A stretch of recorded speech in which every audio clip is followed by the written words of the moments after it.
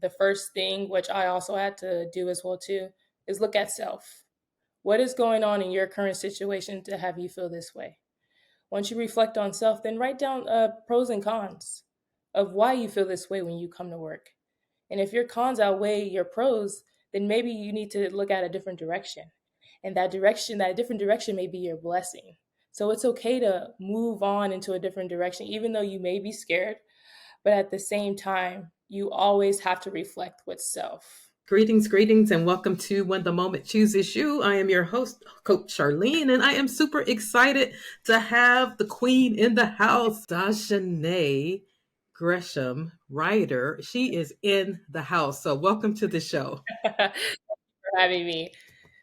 Yeah, I'm excited to have you. I kind of been watching you a little bit on LinkedIn, and I've seen you do some other things with the Black Nurses Association. So I really was wanting to really hear your story because I think you're doing fantastic work. And so I wanted to unpack kind of what you were doing. And so the reason why I started the podcast was, in 2020, we had the unfortunate murder of George Floyd, and there were other multiple things that happened. It just really did something to me inside. And so I began to start finding my voice for the first time ever to be able to speak up against injustice. I don't know why it took me so long, but I found it. And then I began to start releasing my voice. And that's where change started happening. So I believe that there's moments that call us into them to either disrupt something, to transform ourselves or the system or whatever it is that we're called to do. So then about a year and a half later, that's where the idea came.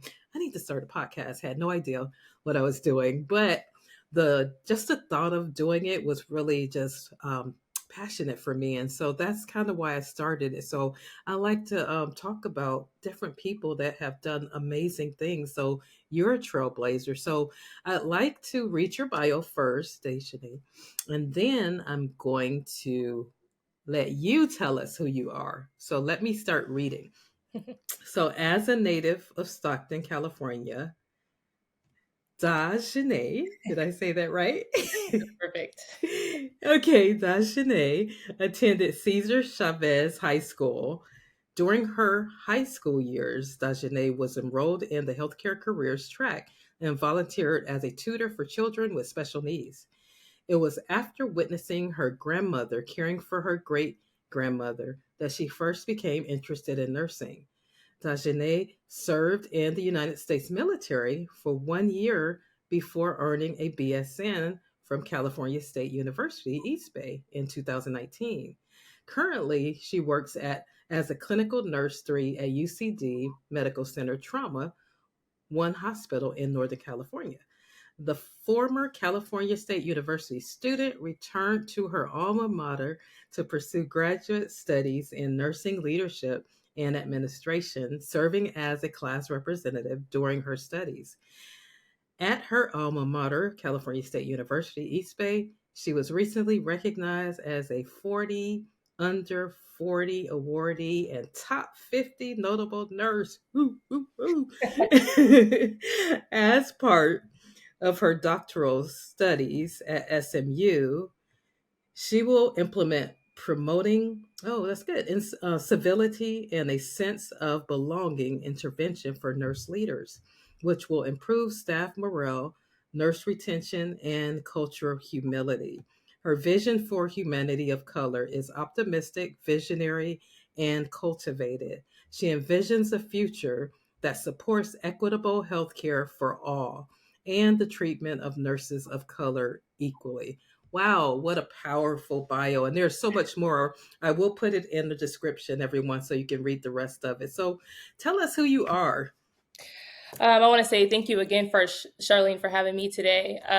As you read, I am a native from Stockton, born and raised. I did all my pre-K, elementary here in Stockton. It wasn't until 2012 where I decided to go to the military. My father is actually an ex-Navy SEAL, so he encouraged me to seek the military route. I was fortunate enough to get a volleyball scholarship full ride where I played there for a year. but I realized it wasn't for me. I then turned around and went to Cal State Monterey Bay, where I got another full ride scholarship. And Wow. that's when I realized it was time for me to settle down and focus on my studies. As I played volleyball with my lovely teammates, I also took classes at the JC and at the university so I could get my prereqs done, because you can't take certain prereqs at a certain time.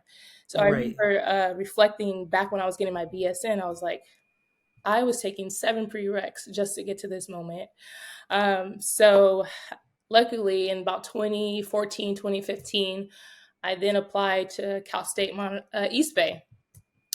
And it was the only school that I applied to. So my fingers were crossed.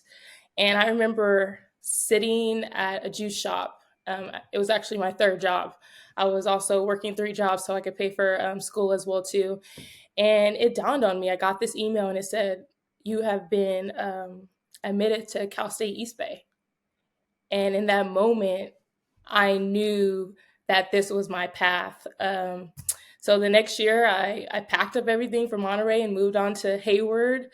And I spent the next 3 years just trying to find who I was. And it took me 3 years. It was my last semester. And I had this one instructor, Dr. Clara Valdama Wallace. And she said to me, we were in community health, "I see you." Mm. And in that last semester, I became DaJanae. I was no Mm. longer the quiet student in the class. Oh, Um, wow. I always had the ambition to do better, but it was her telling me that she sees me. Um, I just went on from there. Luckily, I was one of the first students in my class to get a job at UC Davis in their new grad program, which is very hands-on and welcoming. Um, I was just so excited to be there. But at the same time, I had this kind of imposter syndrome. I Mm. was in a new job. I had just got my BSN. Not many people in my family even have a AA or a degree. So I was just like, you belong here. So I luckily got a job in the float pool. I was able to circulate around the hospital, get to know different people, different backgrounds, and just what the vision and mission was for UC Davis. It was one day, it was during COVID, and I had just graduated nursing school, I think August of 2019. Mm-hmm. It was November of 2019. I was on a unit and I heard this loud voice.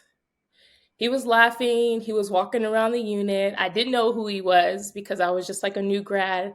And like I said, I was in the float pool. You probably know this guy. I mean, everyone knows this guy. And what do you know? It's Aaron King. Oh. He's walking around. So the unit I was on has pod stations. So he's walking around each pod saying, "Hey, how you doing? Just checking on everyone. You should join CCBNA." And I hear him coming, and I said, "Should I go in the break room or should I stay here?" I was like, "I'm gonna seize this moment." I sat there. Yes. He approached me, and he was like, "You should join CCBNA." So I started asking him what CCBNA was. Then he kept telling me more and more about it, and I said, "I'll think about it." In the back of my mind, I was like, "I'm not going to join CCBNA." So it was a couple weeks later, he saw me again. He's like, "Hey, did you join? I'm going to have Cherie call you." And I was like, "Okay." So I'm getting off work. I get this call from Cherie Kreiner, and we're on the phone for an hour. She's literally Mm. convincing me of why I should be a part of CCBNA. And then as soon as we hung up, I joined. I became a member in that moment. And ever since then, Carter Todd, Aaron King, Cherie Kreiner has taken me under their wing. When I say those three have given back to the community, they really have. Just the mentorship I received for them has developed me into the leader I am today. Also, I have a couple of mentors as well too. Kim Scott as well from MBNA, Mhm. Bay Area Black Nurses Association. But the time that they take to teach and direct me has really developed me into the career path I have now. And I really owe it all to them, to be honest, because without them, yes, I was a registered nurse, but right now I think I'm more than just a registered nurse. And Aaron always tells me this thing: you don't need a title to be a leader. Right. So I just think from that moment, joining CCBNA, then becoming vice president, I've continued to grow under their leadership. Yeah, you know what? That's so powerful. I kind of want to go back a little bit because I think you said something so significant that a lot of people sometimes feel. And when you were the instructor, I forgot her name, but she said, I see you. And so there's a lot of people that feel like they are not seen, they're not heard, and all of that. So, why was that so important for you, for someone to see you? I think for me, I've always been like very ambitious, driven, and like I said, I went through all 3 years of nursing school. Never really, I was talkative, but not that much. And I just knew like inside I was working hard, but I never, not that I needed the acknowledgement, but for that instructor to say, I see you, like she knew inside that I was working hard. I knew I was working hard, and I needed her to say that. Her being a person of color, our program was fortunately diverse, which also meant a lot as well too. But still today, she's actually one of my mentors as well too. And it's just every time I speak to her, she's like, "I believe in you, DJ. I believe in you, DaJanae. You can do this." And going to CSU East Bay has really developed who I am as a student. I got a voice. I got a voice from her for telling me that I see you. And I don't think that in that moment when we're in community health that I would have been able to traject the way I am. Like she sees Right. me. And me Yeah. going forward means someone else is gonna see me as well too. Yeah, thank you so much for that because I really wanted you to unpack that because I've heard so much about people that feel like they haven't been seen. So for someone to actually intentionally see you is so powerful. And I think it's a lesson for others to know that when you do have someone that's, and they may be quiet or, shy or whatever, you still, everybody needs to be seen. Everyone needs to be heard. So that's so powerful. I'm so glad you shared that with us. And then the other thing that I found so impressive, honestly, is the mentorship that you received. How important is mentorship? Talk to me about that a little bit. Oh my gosh. It is I honestly didn't even know about mentorship until I met Cherie Carter and Aaron. I was just, oh, this is my instructor. But um, mentorship to me is actually developing a relationship with the people that you look up to. Yes. Those three will always be my role models. Yeah. Cherie always says to me, I want you to be better than me. I want you to strive more than what I have. And for a leader to say that is just so powerful because not only as my mentor and now my president of CCBNA, she wants more out of me than I want myself, which gives me motivation to keep pushing. So the importance of Yes. mentorship is so powerful, especially when you have role models like I do standing beside you, giving you guidance on what you should and what you should not do, and what constructive feedback. Yes. That is very important.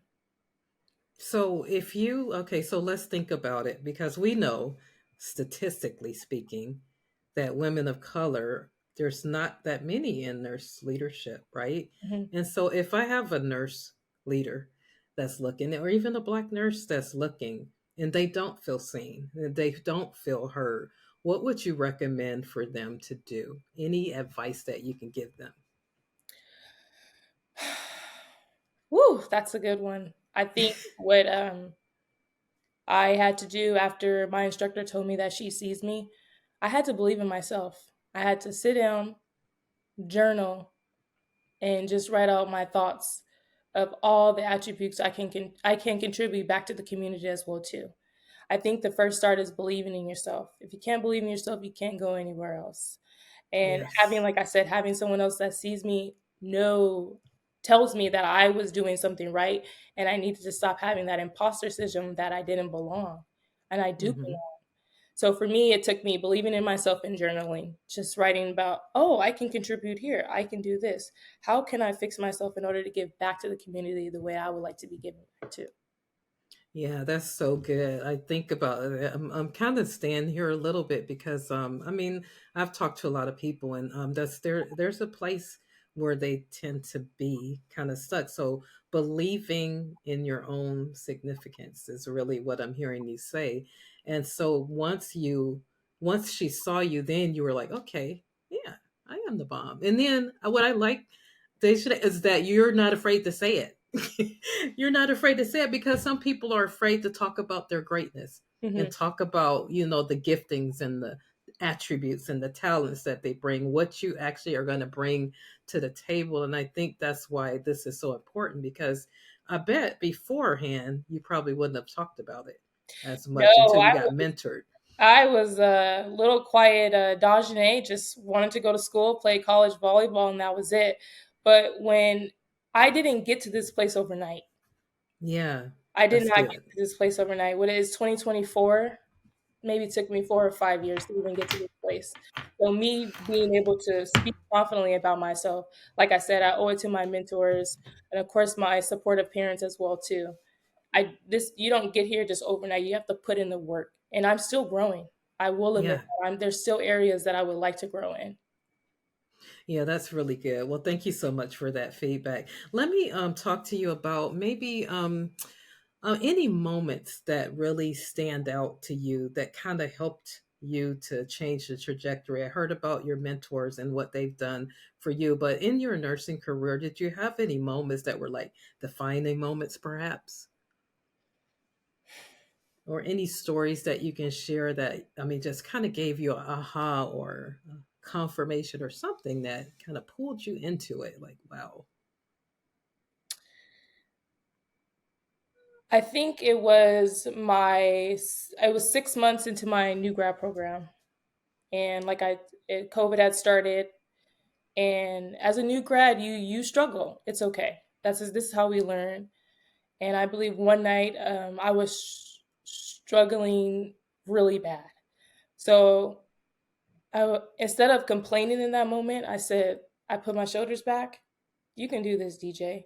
I went and asked for help. And in that moment, I knew I would be able to tackle any complex patient at that time with the help of UC Davis Health Leadership. And it's just being in the which not the trenches but the hard times where you know I Yeah. can work past this, I can do this, and with the supportive organization as well too. This is how I got where I was, the complex patients, the challenging diagnosis, and it's just having the support from my mentors and my leadership at the organization has really defined, like, okay, you're more than a bedside nurse, Yeah. you can be a leader as well too. So I think at my 6 month mark, I knew, I was just like, okay, you're more than a bedside nurse. You will always be a bedside nurse at heart, but you have the heart and the drive to go further. Yeah, that's really good because you actually sense that. I mean, other people saw it in you. And then you actually start sensing that, you know what, I know that there's something more for me. So that's great. So that's how you kind of got into the leadership role with Black Nurses Association. So tell us a little bit about the Black Nurses Association. Like, why should people join the Black Nurses Association? Well, for CCBNA, I think as an example as well too, they really hone in on their students. They develop them, they make them well-rounded. They have these resources, and not only for you to reach out to them, they create these opportunities like you got to experience the boot camp, um, to develop you into a nurse, or even if you're going to be pre-nursing, a current nurse. It's just they really develop what they want to give back to. Yeah. So joining CCBNA for me and any other nurse that's going to come after me, it's really a gym. It's really exciting because you're going to get those resources that you may not be able to get outside, and also being part of a community that represents you. Yeah. You don't have to say I belong. You know you belong. Yeah. Just saying hi Absolutely. to Carter Todd. He's like, hey, how are you? He Oh, makes yeah. you feel like you belong.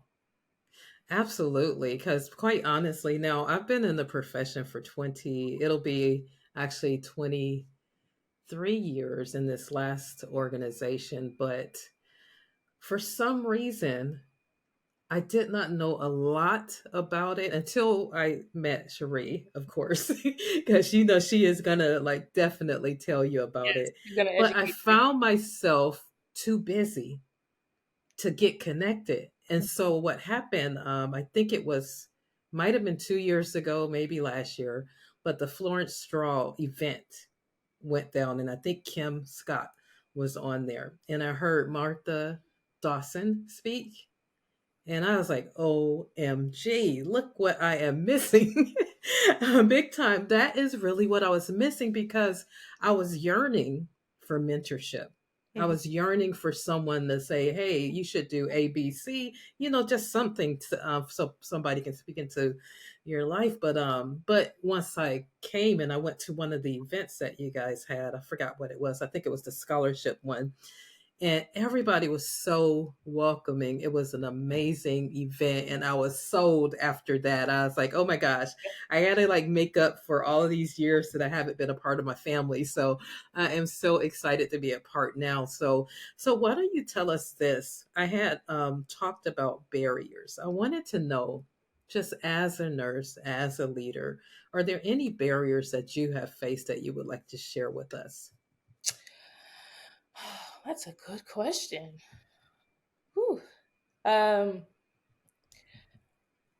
I think a barrier for me not knowing how to get to a leadership position was basically being aware. Sometimes we work in these organizations and we work with individuals, but we're not always aware of our actions, our tone, and just our persona.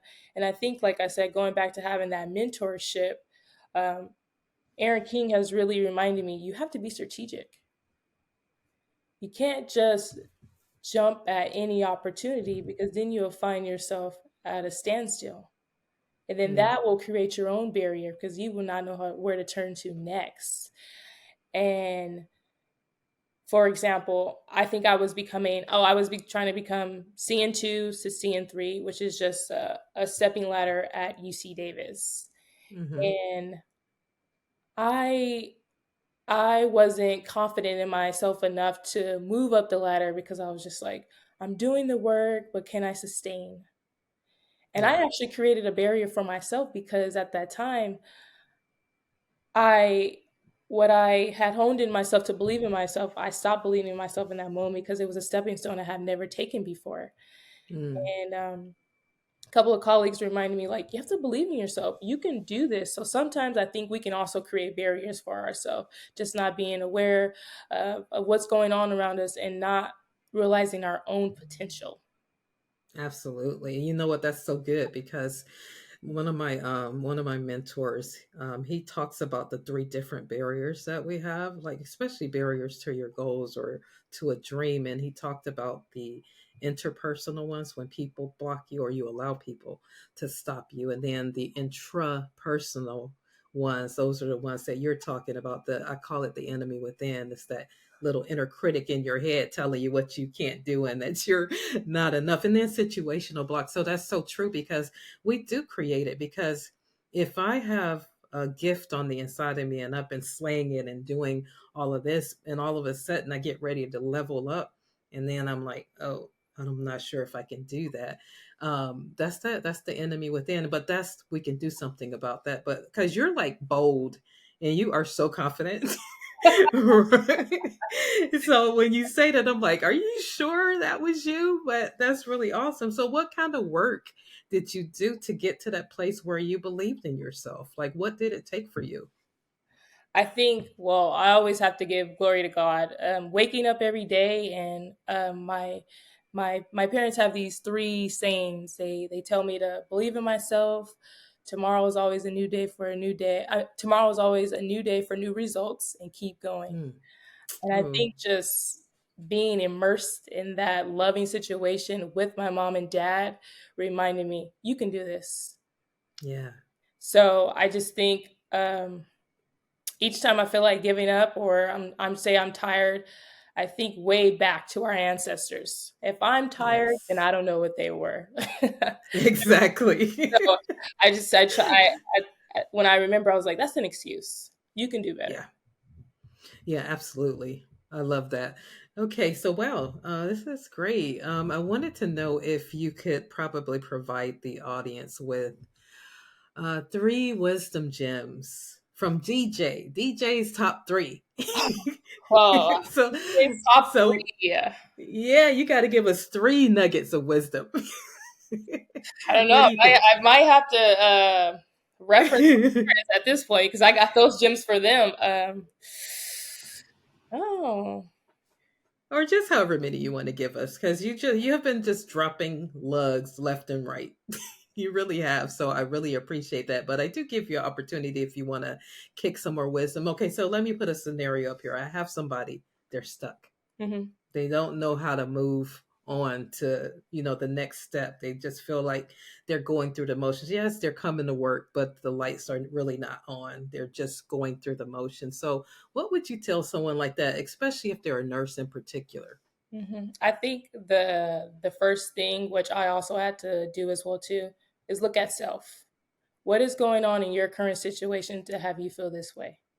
Once you reflect on self, then write down pros and cons of why you feel this way when you come to work.